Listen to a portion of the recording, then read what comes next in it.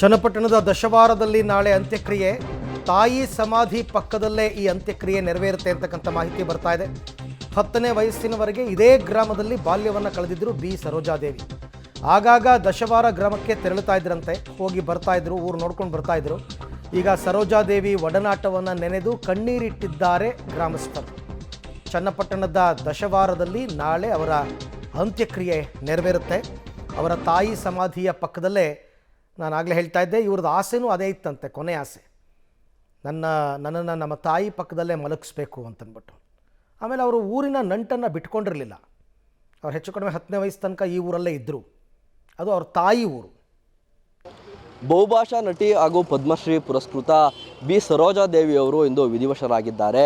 ಮೂಲತಃ ಚನ್ನಪಟ್ಟಣ ತಾಲೂಕಿನ ದಶಾವಾರ ಗ್ರಾಮದ ಸರೋಜಾದೇವಿಯವರು ಸಾಕಷ್ಟು ಸಿನಿಮಾ ರಂಗದಲ್ಲಿ ಮಿಂಚಿ ಸಾಕಷ್ಟು ಹೆಸರನ್ನು ಕೂಡ ಮಾಡಿರುವಂಥದ್ದು. ಸದ್ಯ ಚನ್ನಪಟ್ಟಣದ ದಶವಾರ ಗ್ರಾಮದಲ್ಲಿರುವಂಥ ಅವರ ನಿವಾಸದ ಮುಂದೆ ನಾನಿದ್ದೇನೆ. ಇದು ಬಿ ಸರೋಜಾದೇವಿಯವರ ನಿವಾಸ. ಚನ್ನಪಟ್ಟಣ ತಾಲೂಕಿನ ದಶವಾರ ಗ್ರಾಮದಲ್ಲಿ ಈ ಒಂದು ನಿವಾಸ ಇದೆ. ಇದೇ ಗ್ರಾಮದಲ್ಲಿ ಅವರ ಜಮೀನು ಕೂಡ ಇದೆ. ಮೂಲತಃ ಇದೇ ಗ್ರಾಮದಾಗಿರುವಂಥ ಬಿ ಸರೋಜಾದೇವಿಯವರು ಚಿತ್ರರಂಗದಲ್ಲಿ ಸಾಕಷ್ಟು ರೀತಿ ಹೆಸರನ್ನು ಮಾಡಿದರು. ಪದ್ಮಶ್ರೀ, ಪದ್ಮಭೂಷಣ ಪ್ರಶಸ್ತಿಗಳನ್ನು ಕೂಡ ಪಡೆದುಕೊಂಡಿರುವಂಥದ್ದು.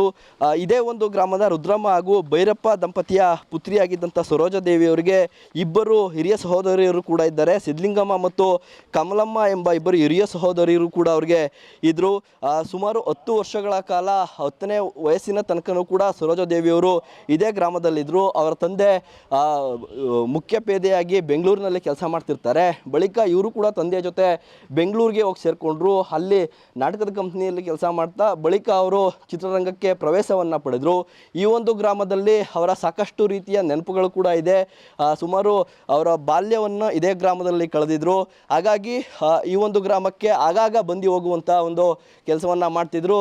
ಕಳೆದ 2 ತಿಂಗಳ ಹಿಂದೆ ಕೂಡ ಈ ಗ್ರಾಮಕ್ಕೆ ಬಂದು ಹೋಗಿದ್ದಾರೆ. ಇಲ್ಲಿ ಈ ಒಂದು ಮನೆ ಏನಿದೆ, ಅವರ ಮನೆಯಲ್ಲಿ ಇದ್ದು ವಿಶ್ರಾಂತಿಯನ್ನು ಕೂಡ ಅವರು ಪಡಿತಾ ಇದ್ರು. ಸಾಕಷ್ಟು ಇವ್ರಿಗೂ ಕೂಡ ಒಂದು ಶಾಲೆ ಕಟ್ಟಡವನ್ನು ಕಟ್ಟಿಸ್ಕೊಡೋದಾಗಿರ್ಬೋದು, ಇನ್ನಿತರ ಕೆಲಸಗಳನ್ನು ಕೂಡ ಮಾಡಿಕೊಡ್ತಾ ಬಂದಿದ್ದಾರೆ.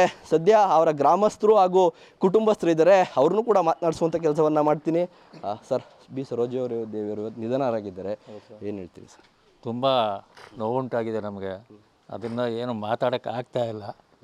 ಏನು ಹೇಗಿತ್ತು? ಯಾವಾಗ ಬಂದು ಹೋಗ್ತಿದ್ರು ಇಲ್ಲಿಗೆ? ಅವ್ರ ಬಾಲ್ಯ ಎಲ್ಲ ಇಲ್ಲೇ ಕಳೆದಿದ್ರು, ಹೇಗೆ ಸರ್? ಇಲ್ಲ ಸರ್, ಒಂದು 2 ತಿಂಗಳಿಂದ ಲೇಟಾಗಿ ಬಂದಿಲ್ಲ. ಇನ್ನು ಒಂದು ಸ್ವಲ್ಪ ಹುಷಾರಿರಲಿಲ್ಲ ಅವ್ರಿಗೆ, ಅಸಾಧ್ಯ ಬರೋಕ್ಕಾಗಲ್ಲ. ಅವಾಗ ಬರ್ತಾನೆ ಇರೋದು. ಅವಾಗ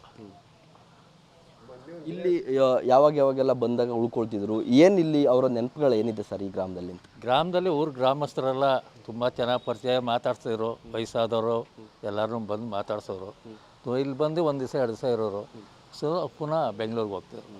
ಅವರ ತಂದೆ ಇಲ್ಲಿ ಏನು ಕೆಲಸ ಮಾಡ್ತಿದ್ರು? ಅವ್ರ ತಾಯಿ ಇದೇ ಊರಿನವರ? ಹೇಗೆ? ಅವರ ಸಹೋದರಿಯರು ಯಾರು ಎಲ್ಲಿರ್ತಾರೆ, ಹೇಗೆ ಅಂತ? ಸರ್, ಅವರು ತಂದೆ ಬೆಂಗಳೂರಿನಲ್ಲಿ ಕೆಲಸದಲ್ಲಿದ್ದರು, ತಾಯಿನೂ ಅಲ್ಲೇ ಇದ್ದರು.